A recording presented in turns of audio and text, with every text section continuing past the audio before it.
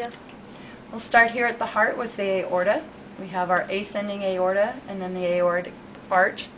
Coming off the aortic arch, we have our brachiocephalic, which branches into our common carotid, and our subclavian, our right subclavian artery. We also have our left common carotid coming off, and then the left subclavian artery coming off as well.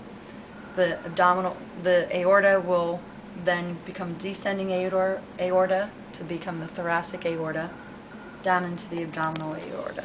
So it just follows its way down.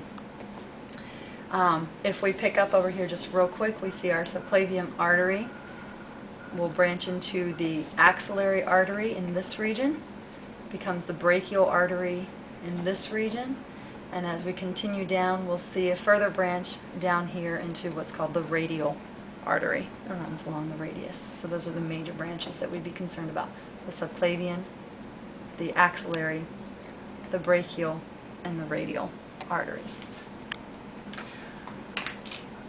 If we come through the thoracic aorta into the abdominal aorta, we'll see our celiac trunk.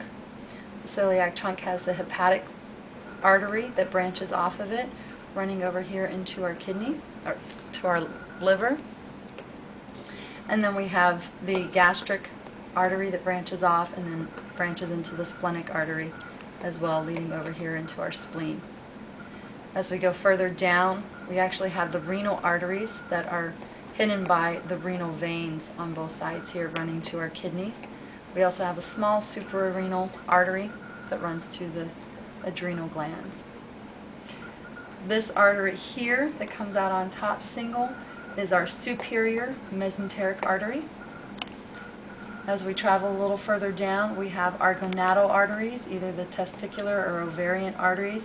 You can see these arteries run along the side down to our gonads. A little step further is this small artery, may be difficult to see. This is our inferior mesenteric artery. And so that's one of the last branches off of our abdominal aorta before it splits into the iliac arteries, common iliac artery.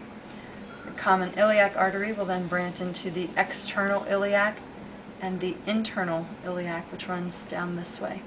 You can see this internal iliac, the external iliac.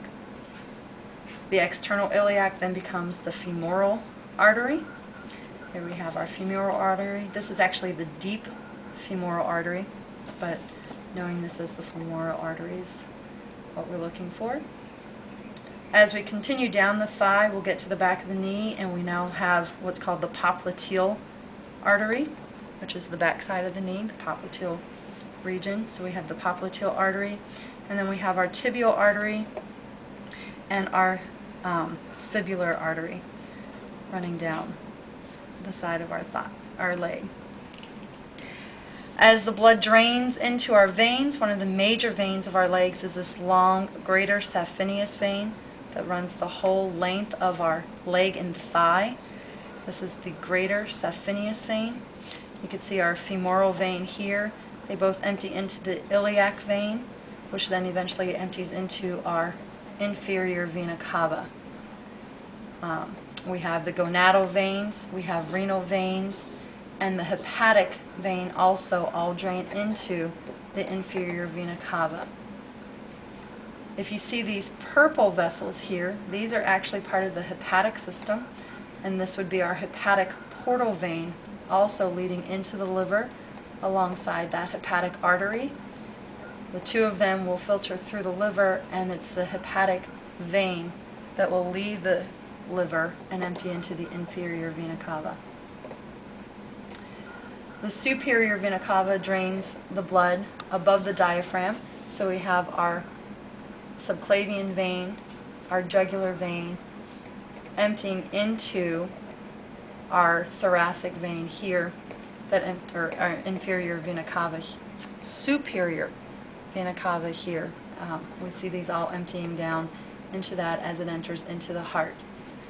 A quick look at the heart, we can see that this here is our pulmonary trunk. This is actually leads into our pulmonary artery that leads back to the lungs to become oxygenated. And then the pulmonary veins, we can see them here leading back into the left atrium of the heart. So these are our pulmonary veins, and this is our pulmonary artery.